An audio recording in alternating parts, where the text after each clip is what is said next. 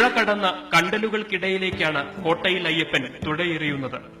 Kadalundi community റിസർവിലെ night വാച്ചറാണ് അയ്യപ്പൻ.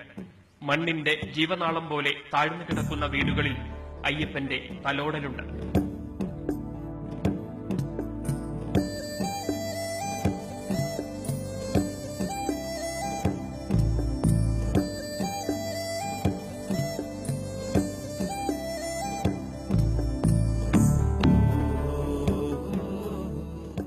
എരണ്ടകൾക്കും നീർക്കാക്കകൾക്കും എന്ന പോലെ വിദേശികൾക്കും സ്വദേശികൾക്കും വേണ്ടി 20 വർഷം മുൻപാണ് അയ്യപ്പൻ ഇവിടെ കണ്ടലുകൾ വെച്ചുപിടിപ്പിക്കാൻ തുടങ്ങിയത്.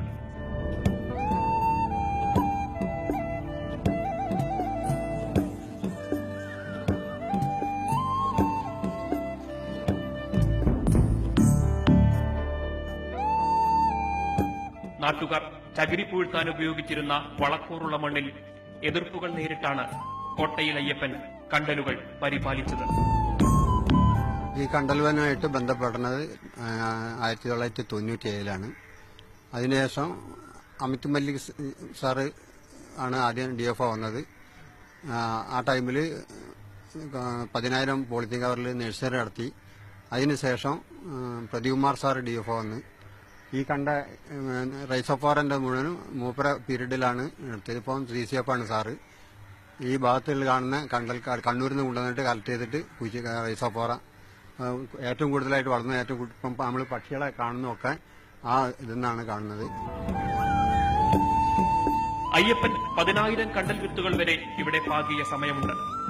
ഇന്ന് അവയെല്ലാം മരങ്ങളായി ഉറച്ചിരിക്കുന്നു. സുനാമിയുടെ കരുത്ത് ഈ കണ്ടലുകൾക്ക് മുന്നിൽ തളർന്നപ്പോൾ രക്ഷപ്പെട്ടത് ഒരു നാടാണ്. അതുവരെ പരിഹസിച്ചിരുന്ന നാട്ടുകാർക്ക് അയ്യപ്പൻ ആരാധ്യനായി. നേരത്തെ അയ്യപ്പനെ അകലെ നിന്ന് നോക്കിയിരുന്ന നാട്ടുകാർ ഇന്ന് ഒന്നിച്ചാണ്. സുനാമി വന്നതിന് ശേഷമാണ് ഇത് ഈ കണ്ടൽ ഇവിടെ നിലനിൽക്കണം എന്നുള്ളത് ജനങ്ങൾക്കൊക്കെ ബോധ്യമായത്. അതിനുശേഷം ജനങ്ങളെടുത്തുന്ന ഒരു എതിർപ്പുമില്ല. എല്ലാവരും നല്ല സഹകരണത്തിലാണ്. ഇപ്പോൾ പലവിധ മീനുകളും കടലിൽ നിന്ന് വന്നിട്ട് ഈ കണ്ടൽക്കാടിലാണ് പഠനം നടത്തിയിട്ട് ഈ മീനിന്റെ കൊച്ചുങ്ങളെയൊക്കെ സസനവേരിന്റെ ഉള്ളിൽ പ്രൊട്ടക്ട് ചെയ്യുന്നുണ്ട്.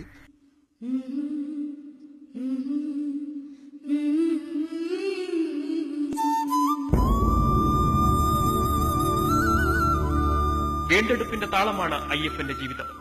കണ്ടലുകൾക്കായി ഒഴിഞ്ഞിട്ട രാപ്പകലുകൾ. അതീവ ജൈവസമ്പന്നമായ ഈ ആവാസ വ്യവസ്ഥ പ്രദാനം ചെയ്യുന്നത് മണ്ണിനും മാനവനും ഇതര ജീവജാലങ്ങൾക്കും വേണ്ട അതിജീവനത്തിനുള്ള ഇന്ധനമാണ്. കോട്ടയിൽ അയ്യപ്പൻ കണ്ടലുകളിലൂടെ പാകിയിട്ടത് തലമുറകളിലേക്കുള്ള ജൈവബന്ധമാണ്.